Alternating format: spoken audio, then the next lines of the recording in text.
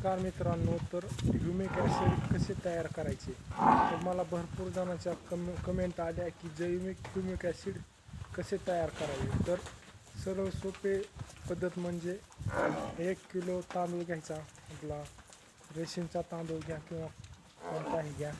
1 kilo तांदूळ घ्यायचा, तो 5 लिटरमध्ये शिजवायचा व दुसऱ्या दिवशी ड्रीपद्वारे द्यायचा, किंवा तर तुम्हाला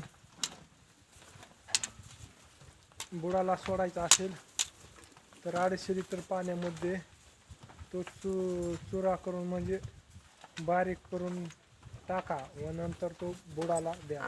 ह्युमिक ॲसिडमुळे पांढऱ्या मुळ्याची भरपूर प्रमाणात वाढ होते. धन्यवाद मित्रांनो. नवीन असाल तर चॅनलला सबस्क्राईब करा.